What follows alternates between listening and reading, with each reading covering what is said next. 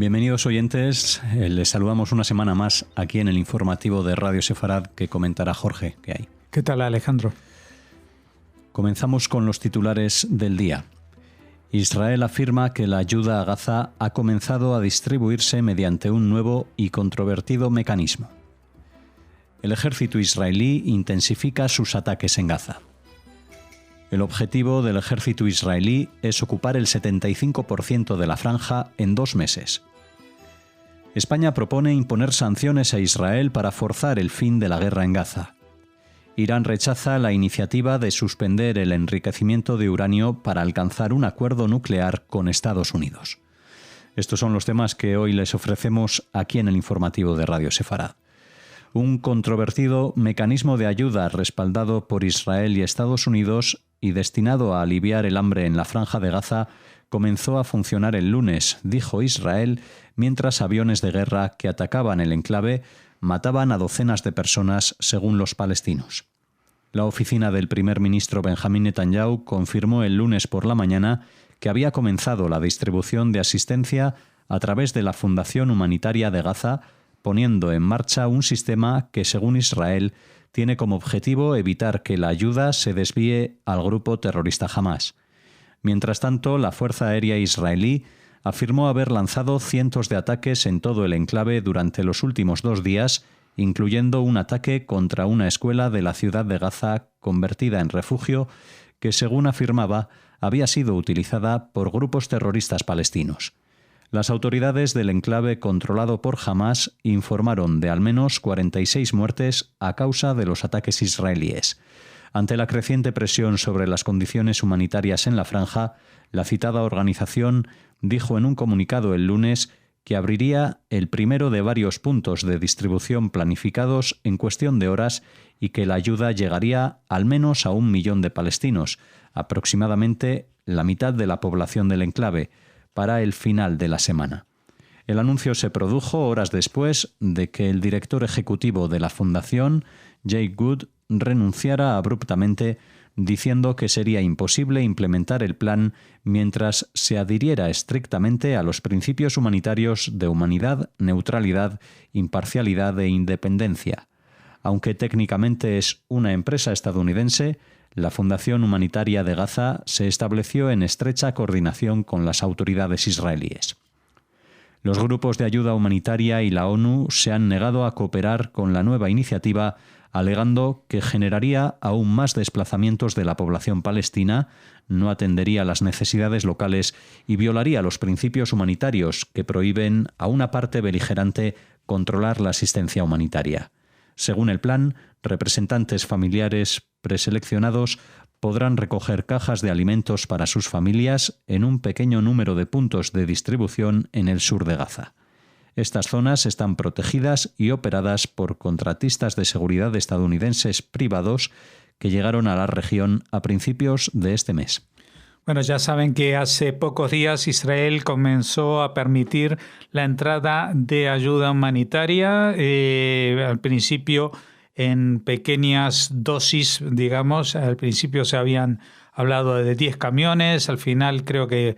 solamente traspasaron 5 y esos 5 también estaban enseguida controlados por Hamás, lo que provocó algaradas callejeras, que es lo que hemos visto en la televisión, aunque, como siempre, esto se achaca a Israel cuando en realidad el problema es que esa ayuda humanitaria la sigue robando Hamás para sus propios seguidores y, digamos, combatientes, desatendiendo y condenando a la sociedad civil que está en la Franja de Gaza, ¿no? Eso es lo que Israel quería evitar desde hace tiempo con el tema de la distribución de ayuda humanitaria que entraba a través de mecanismos de organizaciones de las cuales pues se podía llegar a sospechar de al menos que no le importaba que esto llegara a manos de Hamás en vez de a los palestinos. Así que se puso en marcha una nueva iniciativa, pero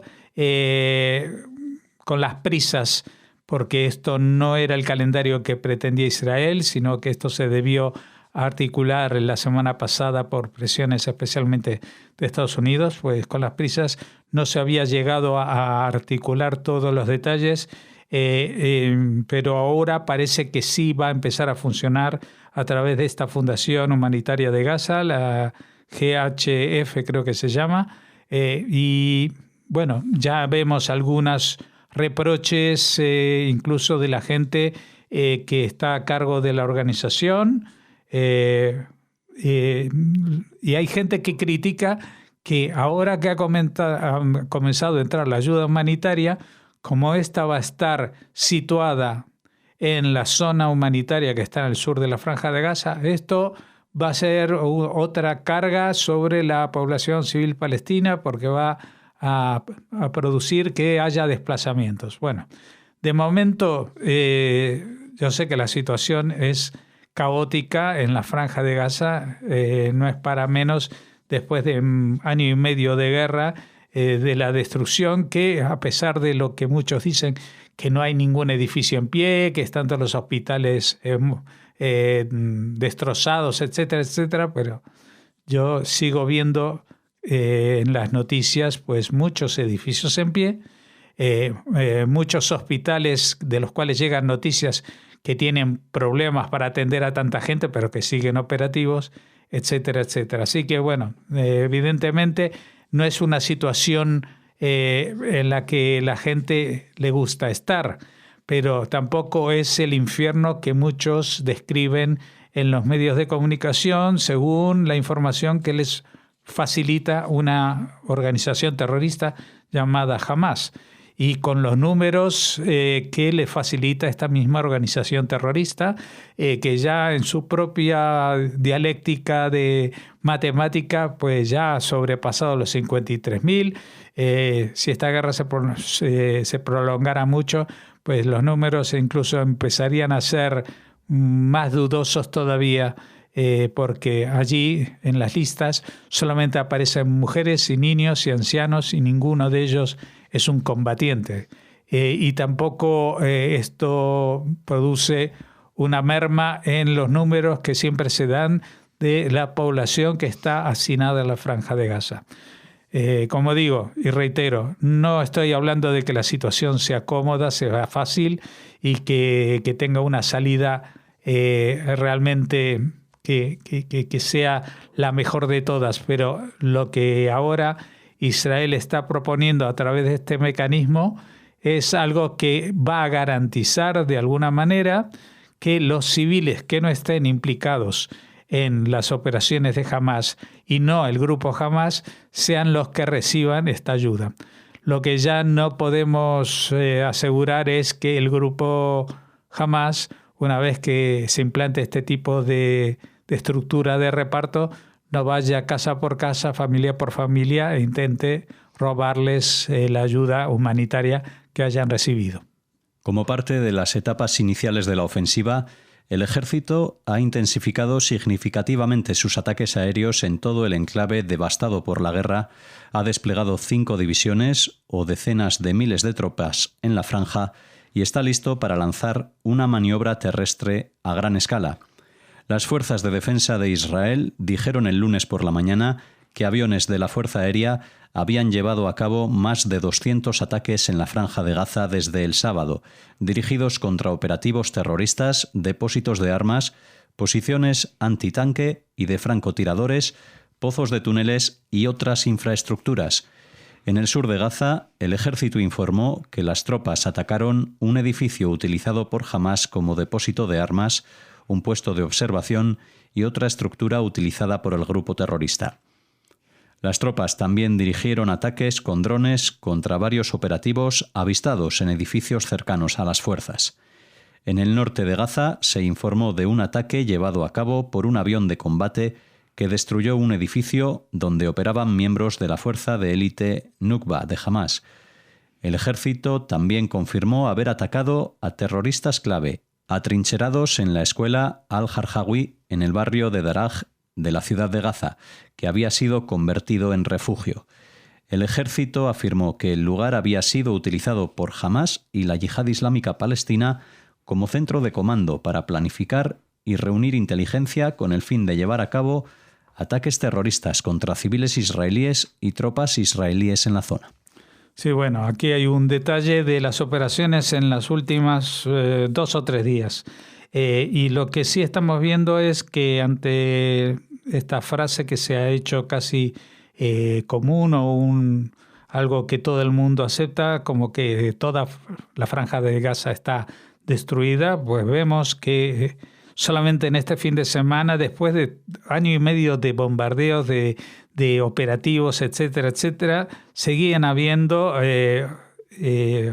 objetivos que atacar, no solamente objetivos terroristas, es decir, personas que están disparando o apostadas para hacerlo, sino depósitos de armas. Todavía hay posiciones antitanque, hay francotiradores, hay pozos de túneles y también otras infraestructuras como las que se utilizan o que reutilizan, por decirlo de alguna manera, edificios civiles como escuelas, hospitales, túneles, etcétera, para instalar ahí a los comandos de este grupo terrorista. Así que evidentemente Israel no está atacando la arena, no está atacando por atacar, sino que está dirigiendo sus ataques de forma muy centrada en objetivos reconocidos y que están en la lista de las amenazas que puedan suponer para el ejército israelí, para la población en Israel, por ejemplo, lanzaderas de misiles, etcétera, etcétera. Israel dijo el domingo que su objetivo es ocupar el 75% del territorio de la Franja de Gaza en 2 meses como parte de su nueva ofensiva contra el grupo terrorista Hamás. El 18 de marzo, Israel reanudó sus ataques contra Hamás con una sorpresiva oleada de ataques aéreos, poniendo fin a un alto el fuego de 2 meses. Desde entonces, Israel ha desplegado 5 divisiones en la franja que suman decenas de miles de soldados y se preparan para lanzar una ofensiva terrestre a gran escala destinada a derrotar al ala militar de Hamás y a su gobierno civil en Gaza, si el grupo terrorista no accede a liberar a los rehenes que mantiene retenidos. Cuando se lance la gran ofensiva terrestre, la población palestina será empujada a 3 pequeñas zonas en Gaza, una nueva zona segura en el área de Mawasi, en la costa sur de la franja, donde Israel anteriormente declaró una zona humanitaria, una franja de tierra en Deir al-Balá y Nuseirat, en el centro de Gaza, donde Israel no ha operado con fuerzas terrestres, y el centro de la ciudad de Gaza, al que muchos palestinos regresaron durante el alto el fuego a principios de este año. Bueno, aquí vemos primero que le ponemos fecha, porque antes dijimos 1 o 2 semanas, pues el 18 de marzo fue el día en que comenzaron las operaciones, pero también se había anunciado que iban a ir increyendo, es decir, que al principio el tono de las operaciones militares no era tan abundante como lo es hoy en día. Y evidentemente parece como que de todo esto se deduce que Israel lo único que quiere es reducir a escombros a la franja de Gaza, pero el tema se puede solucionar y se hubiera solucionado hace mucho tiempo si se hubiera hablado del tema de la liberación de los rehenes, de todos los rehenes, porque si vamos a ir a las distintas propuestas que se han barajado, como que liberar 5 rehenes vivos, 5 rehenes muertos a cambio de 70 días y después otros 70 días para otros, y así siguiendo, y simplemente esto es una operación de desgaste para que el grupo terrorista se pueda rearmar también con, armamento, pero también a nivel institucional dentro de la Franja de Gaza y convencer a la población de que ellos todavía siguen siendo los que mandan allí y los que van a tomar las represalias si logran que Israel les conceda otro remanso de tiempo para poder volver a hacerse fuertes en la Franja de Gaza. Y eso es lo que Israel ahora ya no está dispuesto a hacer. Lo hizo durante esta negociación para la liberación de los rehenes, lo que se llamaba la primera fase, pero luego la segunda fase no llegó a surtir efecto porque se iba a prolongar y otra vez a estirar como el chicle, y ya se hablaba incluso de pausas de alto el fuego de 5 años. Es decir, esto es totalmente absurdo cuando tienes a un grupo terrorista que constantemente está atentando también contra la población israelí, pero también contra su propia población, disparando desde los centros donde hay más población civil, niños y ancianos, tratando de refugiarse de estos compatriotas, podríamos decirle, no sé, pero gente que en realidad tiene un objetivo que pasa por sacrificar a los demás, no a ellos mismos. La comunidad internacional debería considerar la posibilidad de imponer sanciones contra Israel para detener la guerra en Gaza. Es lo que afirmó el domingo el ministro de Asuntos Exteriores español mientras las naciones europeas y árabes se reunían en Madrid para pedir el fin de la ofensiva de las fuerzas de defensa de Israel. Algunos de los antiguos aliados de Israel han sumado sus voces a la creciente presión internacional después de que el país expandiera sus operaciones militares contra el grupo terrorista Hamás, que gobierna la Franja de Gaza. Las conversaciones tenían como objetivo detener la guerra calificada de inhumana y sin sentido de Israel en Gaza, según el ministro de Asuntos Exteriores español, José Manuel Álvarez, antes de la apertura de la reunión, que exigió que la ayuda humanitaria entre a Gaza masivamente, sin condiciones y sin límites, y no controlada por Israel. Representantes de países europeos, incluidos Francia, Gran Bretaña, Alemania e Italia, se unieron a enviados de Egipto, Jordania, Arabia Saudita, Turquía, Marruecos, la Liga Árabe y la Organización de Cooperación Islámica. Además de Brasil, también participaron Noruega, Islandia, Irlanda y Eslovenia, que al igual que España ya han reconocido un Estado palestino. Después de que la Unión Europea decidiera esta semana revisar su acuerdo de cooperación con Israel, Álvarez dijo a los periodistas que España solicitaría su suspensión inmediata. España también instaría a sus socios a imponer un embargo de armas a Israel y no descartar ninguna sanción individual contra aquellos que quieren arruinar la solución de 2 estados para siempre, añadió. Bueno, evidentemente España está tratando de sacar rédito de la situación que está viviéndose en Israel para cobrar algún papel destacado dentro de la política internacional. Ya lo hemos visto cuando el presidente español, pues a finales del 2023, con la primera liberación de rehenes, fue a la frontera de Egipto,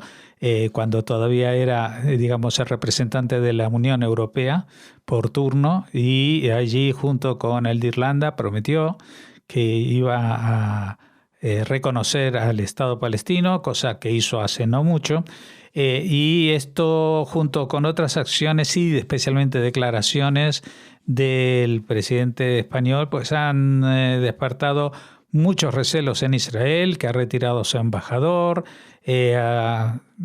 habido una tormenta diplomática importante y ahora pues intenta el gobierno español incluso sacar rédito de ello. Pero la verdad que dentro de las cosas, a las conclusiones o a las que se ha llegado esta cumbre, pues hay algo que a mí me chirría en particular, cuando él dice que España, por ejemplo, instará a los socios en poner un embargo de armas a Israel. Estamos hablando de que España no exportaría armas a Israel, pero España no le vende armas a Israel. Es Israel la que le vende armas a España. Y es el problema. Y por eso no dice vamos a embargar todo tráfico o todo intercambio que tenga que ver con temas de seguridad con Israel, pero no es eso lo que propone. Él lo que propone es lo que menos le puede doler a España, y no solamente a España, a los otros países. Evidentemente, los países árabes y los países de de la Organización de la Cooperación Islámica, etcétera, y Turquía no le venden armas a Israel. Es decir, de que eso de vamos a boicotear la venta de armas a Israel por nuestros países, esto no va a afectar a Israel. En el caso contrario, sí que afectaría mucho a la seguridad, especialmente de España. Y también ellos hablan de que tanto Francia como Gran Bretaña y otros países se han unido a este reclamo, pero los otros países no se han hecho eco de este reclamo de embargo de armas. Y evidentemente, mientras el embargo de armas no sea por parte de Estados Unidos, que es el que en realidad sí coopera con Israel en el suministro, por ejemplo, de aviones de combate F-35, o es Israel la que vende la tecnología militar más avanzada a estos países de Europa, entre ellos muchos que hoy en día están tratando en sus países de subir el presupuesto de seguridad y de defensa, que en el caso de España sería hasta el triple de lo que hasta ahora se ha destinado a ello. Y son estos países los que van a necesitar la tecnología, si no las armas directamente, sí la tecnología que poseen tanto Estados Unidos como Israel. En algunos casos, incluso Israel está más avanzado que Estados Unidos, y esto lo hemos visto con el sistema cúpula de hierro, que ahora va a implementar el propio Estados Unidos en su territorio, aunque le han cambiado el nombre por cúpula de dorada, creo, o algo así. Así que vemos que los castigos que ellos tratan de imponer son castigos que, si fueran simétricos, es decir, de que vamos a embargar la venta de armas a España, a Israel, y vamos a embargar la compra de armas a Israel. Eso sería lo lógico en una situación así. Pero no se atreve, porque entonces estaría en entredicho la propia seguridad de estos que han firmado o asistido a esta especie de meeting previo que organizó España, tratando de sacar un rédito político que yo creo o interpreto que está más en clave nacional que internacional. Es decir, internacionalmente esto no va a suponer absolutamente nada, pero a nivel nacional él se va a presentar ante los votantes de los distintos partidos que apoyan al gobierno, y que en general son partidos de izquierda y que en general están posicionados contra Israel, como que está ejerciendo un liderazgo este gobierno para combatir a Israel, aunque evidentemente se está contagiando también de las expresiones más extremistas, porque hasta hace poco en el Partido Socialista, por lo menos, no pronunciaban en voz alta la palabra genocidio unida a la palabra Israel, pero ahora ya, especialmente desde que el propio presidente lo ha hecho sonoro, pues esto se ha abierto la veda, y ahora todas las televisiones vinculadas al gobierno a nivel nacional y a nivel de las autonomías que puedan llegar a estar bajo control o de él mismo o de los partidos afiliados, pues hablan abiertamente de genocidio, cuando en realidad esto no solamente no se ha demostrado, sino ni siquiera se ha establecido una causa de acusación sobre este tema que, según mi opinión, no va a ninguna parte. Irán descarta suspender su enriquecimiento de uranio como parte de cualquier posible acuerdo nuclear con Estados Unidos. Funcionarios estadounidenses, incluido el presidente Donald Trump, insisten en que Irán no puede seguir enriqueciendo uranio en ningún acuerdo que pueda levantar las sanciones a la economía en crisis de Teherán. Estos comentarios se producen después de que Trump dijera el domingo que los negociadores estadounidenses habían logrado progresos reales durante las conversaciones nucleares con Irán durante el fin de semana, e insinuó que podría haber un anuncio en los próximos 2 días. Sí, la verdad que en este diálogo entre Irán y Donald Trump, porque no me atrevo a poner en esta misma bolsa a Estados Unidos como un ente, pues parece como que cada uno cuenta lo que quiere. Es decir, Irán cuenta de que no va a limitar su desarrollo de enriquecimiento de uranio, que es el combustible para las bombas atómicas, para que se nos entienda. El enriquecimiento de uranio a la pureza que quiere Irán no es para desarrollar una energía alternativa al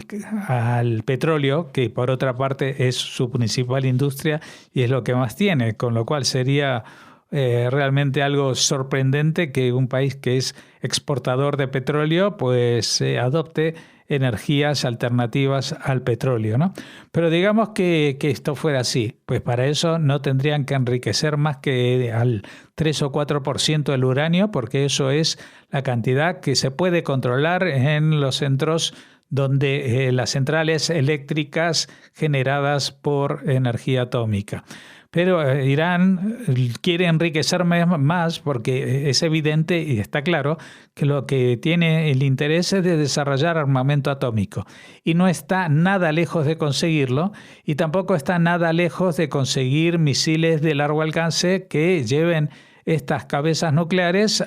de momento, a cualquier país de Oriente Medio, pero también a Europa. Y esto es algo que evidentemente para la gente se piensa que Irán solamente va a estar amenazando a sus vecinos en la zona,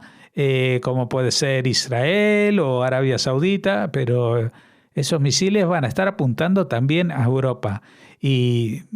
las ambiciones de Irán no van a acabar si la cosa le funciona. Y de momento les ha funcionado durante estos últimos 30 años que han estado desarrollando esta tecnología, y ahora que están a punto de lograrla, viene Trump, dice no, está todo arreglado, y la verdad es que no está nada arreglado. Así finalizamos este informativo. Les esperamos mañana con más noticias aquí en Radio Sefarad.